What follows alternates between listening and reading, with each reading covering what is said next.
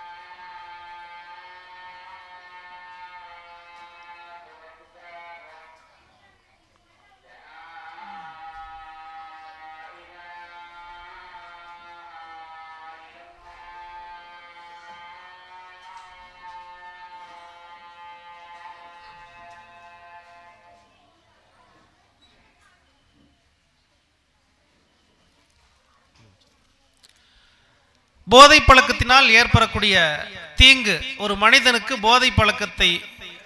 ஒரு மனிதன் போதை பழக்கத்திற்கு ஆட்பட்டால் அவனுக்கு எப்படிப்பட்ட தீங்கு விளையும் என்பதை ஒரு சிறிய கதையின் வாயிலாக உங்களுக்கு நான் விளக்கலாம் என்று நினைக்கிறேன். அதாவது ஒரு வீட்டிலே ஒரு நாய்னா உங்களுக்கு தெரியும், செல்ல பிராணியாக எல்லா வீட்டிலையும் வளர்க்குற ஒரு விலங்கு தான் நாய். அந்த நாய் ஒரு வீட்டிலே வளர்க்கப்படுகின்றது. ஒரு நல்ல பொமேரியன் மாதிரி நல்ல நாயின்னு வச்சுங்களேன். அந்த வீட்டுக்குள்ளார ஒரு நாய் இருக்குது. அந்த நாய் பார்த்தீங்கன்னா 4 காம்பவுண்டு சுவருக்குள்ளார அந்த நாய்க்குன்னு ஒரு சின்ன கூண்டு கட்டி அதுக்கு தனியாக வீடு, அதே போல் 4 காம்பவுண்டு சுவருக்குள்ளார அந்த நாய் இருக்குது. தேவைப்படும் போது காலையிலையும் மாலையிலையும் இந்த நாயுடைய ஓனர் என்ன பண்ணுவார்னா, வெளியில் அந்த நாயை சங்கிலியை கட்டி வெளியில் எடுத்துக்கிட்டு அப்படியே ரவுண்ட் அடிச்சுட்டு வருவார். காலையில் ஒரு வாக்கிங், சாயந்தரம் ஒரு வாக்கிங், அப்படியே கொஞ்சம் தூரம் போயிட்டு கொண்டாந்து வீட்டில் கொண்டாந்து சாப்பாடெலாம் கொடுத்துட்டு அழகாக அதோட கூண்டுக்குள்ளே போட்டு அந்த நாயை அடைச்சி வச்சுருவாங்க.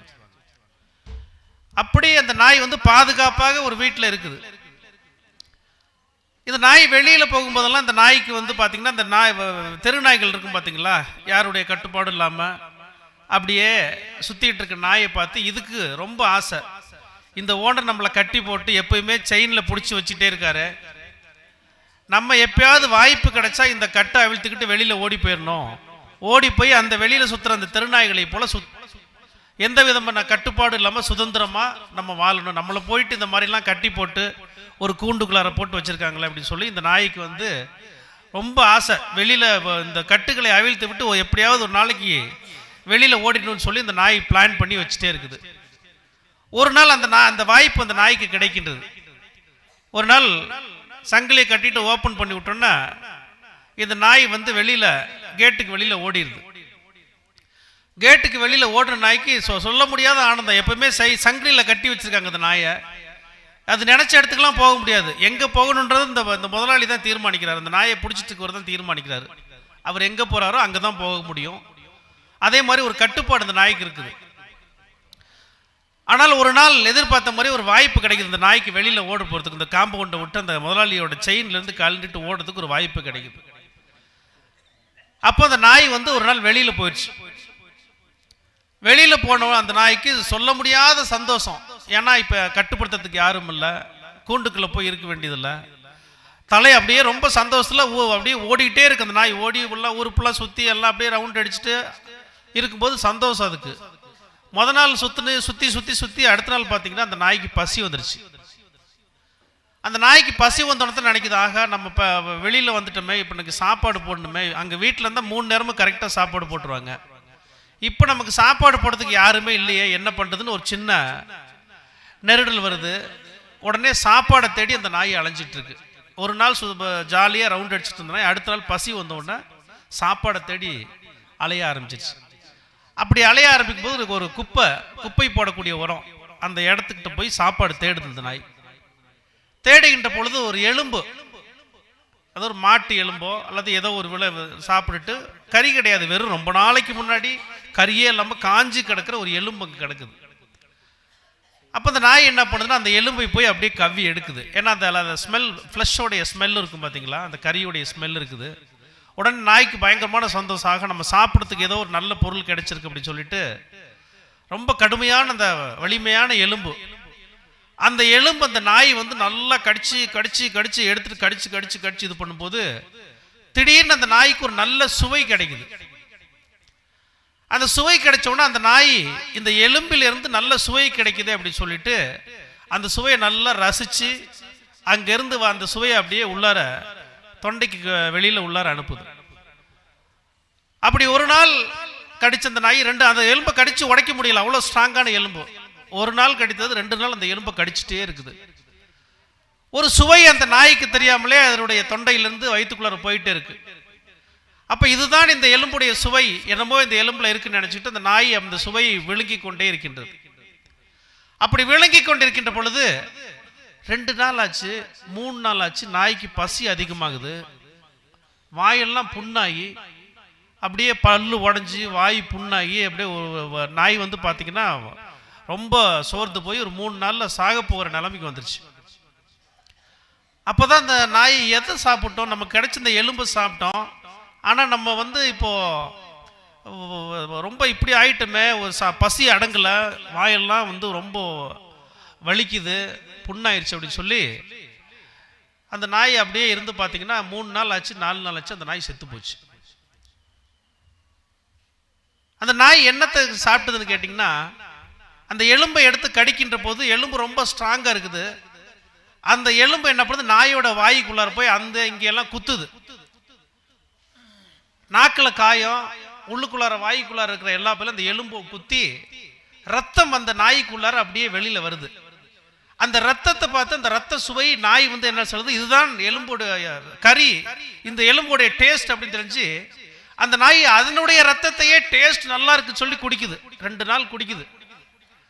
குடிக்கும் போது அந்த நாய்க்கு 3வது நாள் பசி அடங்கல, 4வது நாள் ஆச்சு, 5வது நாள் அந்த நாய் இறந்து போச்சு. அந்த நாய் செய்தது என்னன்னு கேட்டீங்கன்னா, அந்த நாய் அந்த எலும்பை கடிக்கும் போது அந்த எலும்புகள் நாயினுடைய வாயில எல்லா பக்கத்திலையும் குத்தி கிழிச்சு ரத்தம், அந்த ரத்தம் தான் அந்த நாய்க்கு வந்து ஒரு புது சுவையாக தெரிந்திருக்கிறது. அதுதான் அந்த நல்ல சுவைன்னு சொல்லி அந்த எலும்பு வந்து அந்த நாய் சாப்பிட்டு கடைசியில் பசியும் போகாம வாயெல்லாம் புண்ணாகி 3 நாள் 4 நாள் கழிச்சு அந்த நாய் இறந்து போச்சு. அது மாதிரிதான் போதைக்கு ஆட்படக்கூடிய இளைஞர்கள் வந்து என்னன்னு கேட்டீங்கன்னா, அதெல்லாம் கிடைக்கக்கூடிய ஒரு சின்ன இன்பம், சிற்றின்பம் அப்படின்னு சொல்லுவாங்க. போதை பழக்கத்துக்கு ஆட்படுறோம்னா சிறுமூளையை வந்து அதை அப்படியே பாதிச்சு ஒரு விதமான போதை உருவாக்கி கொஞ்ச நேரத்துக்கு அப்படியே மகிழ்ச்சியை தரும். அப்படித்தான் இந்த போதையை எப்படி இந்த நாய் எலும்பை தனக்கு காயத்தை ஏற்படுத்தும், ரத்தத்தை உற வைக்கும் என்பதை அறியாமல் எலும்பை கடித்து அந்த எலும்பினால் ஏற்பட்ட காயத்தினால் தன்னுடைய வாயினிலிருந்தே வரக்கூடிய ரத்தத்தை ஏதோ ஒரு புதிய நல்ல சுவை என்று நினைத்து எப்படி அந்த நாய் குடித்து 4 நாள் கழிச்சு 5 நாள் கழிச்சு வாயிலெல்லாம் புண்ணாய் இறக்குதோ, அதே மாதிரி தான் இந்த போதை பழக்கத்திற்கு ஆட்பட்ட இளைஞர்கள் அதை சாப்பிடும்போது பார்த்தீங்கன்னா ஒரு விதமான மயக்கம், மகிழ்ச்சி இதெல்லாம் ஏற்படும். அதை அப்படியே சாப்பிட்டு கடைசியில் என்னாகும், அந்த போதை பழக்க வழக்கம் கடைசியாக அவர்களை தானாகவே அழித்து கொள்ளக்கூடிய ஒரு சூழ்நிலைக்கு தள்ளிவிடும். எனவே அந்த நாயை போல் நாம் இல்லாமல் எப்படி கட்டுப்பாட்டிலிருந்து அந்த நாய் வெளியில் போகுது. ஒரு ஓனர், அவருடைய 4 பக்கம் காம்பவுண்டு சுவர், கையில் செயின் இருக்கு, பெல்ட் இருக்குது. இந்த கட்டுப்பாட்டில் இருந்து அந்த நாய் வெளியில போவதற்கு நினைக்கின்ற பொழுதுதான் அந்த நாய்க்கு இப்படிப்பட்ட ஒரு மோசமான நிலை, சாப்பாடு கிடையாது, எலும்பு கடித்து சாகுபடி. அப்படித்தான் இளைஞர்கள் ஒரு கட்டுப்பாட்டுக்களே பெற்றோர்கள் இருக்கிறாங்க. நம்மை கட்டுப்படுத்துவதற்கு அவர்கள் காட்டுகின்ற அந்த கண்டிப்பு தான் ஒரு கடிவாளம், ஒரு செயின். பெற்றோர்கள் காட்டுகின்ற அந்த கண்டிப்பு, கட்டுப்பாடு தான் அந்த செயின். அந்த செயின்ல இருந்து நாம அதிலிருந்து விடுவித்துக் கொண்டு நாம் போக வேண்டும், கட்டுப்பாடிலிருந்து நாம் விலக வேண்டும் என்று நினைத்து விட்டாலே அப்ப நம்மளை கேட்கறதுக்கு யாருமே இல்லை, நாம என்ன வேணாலும் செய்யலாம் அப்படின்ற ஒரு எண்ணம், ஒரு சூழ்நிலை இளைஞர்களுக்கு ஏற்படுகிறது. அப்படி ஏற்படும் போது எப்படி இந்த நாய் எலும்பை கடித்து தன்னுடைய ரத்தத்தையே சுவைத்து அதை ஒரு சுவையாக ருசியாக நினைத்து கடைசியில் 4 நாள் கழிச்சு 5 நாள் கழிச்சு மரணத்தை எய்துகின்றதோ, அதை போல போதை பழக்கத்துக்கு ஆளான இளைஞர்களும் அப்படிப்பட்ட ஒரு சூழலுக்கு தள்ளப்படுவார்கள். போதை பழக்கத்தை உங்களுக்கெல்லாம் நல்லா தெரியும். நல்லா பேசிட்டு இருக்க ஒருத்தர் நம்ம கிட்ட நல்லா பேசினார்னா நல்லா பேசுவோம். அவர் போதையை போட்டுட்டு ரோட்ல இப்படி வந்தாக்க நம்மளாம் பயந்து ஓடிடுவோம். ஏன்? நல்லா நம்ம கிட்ட பேசிக்கிட்டு இருந்தவர் இப்ப போதையை போட்டுட்டு தள்ளாடிக்கிட்டே வர்றாரு. அவர்கிட்ட நம்ம போய் தைரியமா பேசுவோமா? ஆஹா, போதையை போட்டான்டா, நம்ம அப்படி ஓடிடலாம்னு சொல்லிட்டு அப்படியே இந்த பக்கமா தெரிச்சு வழியை மாத்தி நம்ம போயிடுறோம். நல்லா நம்ம மதிக்கக்கூடிய நேசிக்கக்கூடிய வரும்போதே நம்ம இப்படி பண்றோம்னா என்னன்னா, அது தன்னிலை மறக்க செய்யும். போதை தன்னிலை மறக்க செய்யும். இந்த சமுதாயத்தில் உங்களுக்கு இருக்கக்கூடிய மதிப்புகளை அது மாற்றிவிடும். உங்களுக்கு இருக்கக்கூடிய சுய ஒழுக்கத்தை எடுத்து விடும். உங்களை நல்ல நிலையை பார்த்து மரியாதை செலுத்தக்கூடிய உங்களை போதை போடக்கூடிய நிலையிலே பார்த்தால் உங்களை மதிக்காத ஒரு சூழலுக்கு தள்ளப்படுவார்கள். இன்றைக்கு இன்னொரு போதை நம் இளைஞர்களிடம்லாம் ஏற்பட்டிருக்கின்றது. என்னன்னு கேட்டீங்கன்னா, சினிமா போதை. நமக்கு தெரிஞ்ச போதை பாத்தீங்கன்னா அந்த கஞ்சா, அபின்னு, வேற என்னென்னமோ சொல்றாங்க, அதெல்லாம் தெரியாது. நமக்கு பயன்படுத்துறவங்களுக்கு தெரியும், நமக்கு தெரியாது, கேள்விப்பட்டதுதான். இன்னொன்று, இன்றைக்கு இளைஞர்கிட்ட ஏற்பட்டிருக்க போதை என்பது சினிமா போதை. உங்களுக்கெல்லாம் தெரியும், ஒரு 4 நாளைக்கு முன்னாடி சென்னையில் இப்போ 2 படம் ஓடிட்டு இருக்கு. அஜித் படம், விஜய் படம் ஓடிட்டு இருக்குது. கல்லூரியிலே படிக்கக்கூடிய ஒரு இளைஞர், நல்ல குடும்பத்தை சேர்ந்த ஒரு இளைஞர், இது ஒரு சினிமா, அதை விட பெரிய போதை. யாரோ ஒருத்தன் படத்தில் நடிச்சு 100 கோடி ரூபாய் 50 கோடி ரூபாய் சம்பளம் வாங்கக்கூடிய ஒரு ஹீரோவுக்காக ஒரு இளைஞர் பார்த்தீங்கன்னா அவர் மதிக்கக்கூடிய போற்றக்கூடிய அவருடைய ஆஸ்தான கதாநாயகன் நடித்த படம், இசை, அதாவது கலையை ரசிப்பது தப்பு கிடையாது. எல்லாமே சினிமா பார்க்குறோம், பாட்டு பாடுறதை பார்க்குறோம், டிவி பார்க்குறோம், ரசிக்கிறோம், அதோட நிறுத்திக்கணும்.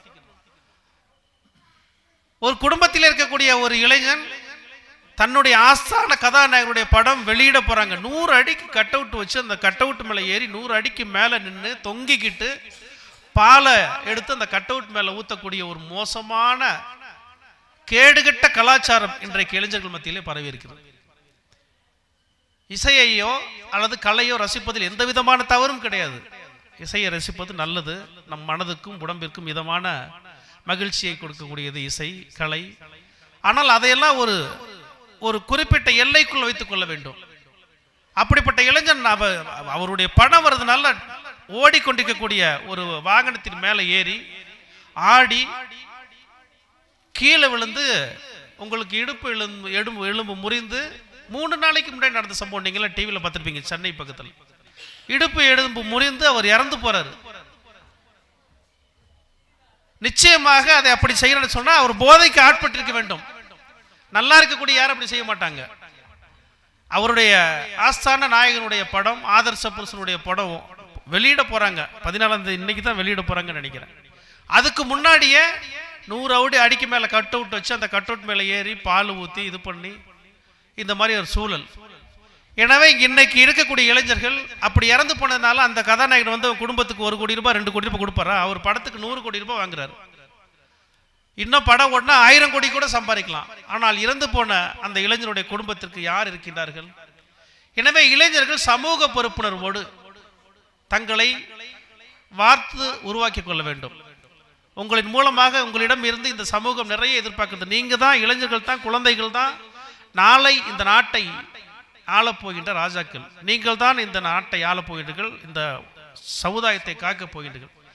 எனவே பொறுப்புணர்ச்சியோடு இளைஞர்கள் இருக்க வேண்டும் என்று கேட்டுக்கொண்டு இன்றைக்கு நடைபெற்றுக் கொண்டிருக்கக்கூடிய இந்த விழா என்பது இன்னைக்கு போகி பண்டிகை, அதாவது இன்றைக்கு ஒரு முக்கியமான பண்டிகை. பழைய விஷயங்களை எல்லாம் போட்டு எரித்து விட்டு புதியவற்றை கடைபிடிக்கக்கூடிய ஒரு நல்ல நாள் இந்த நாள்.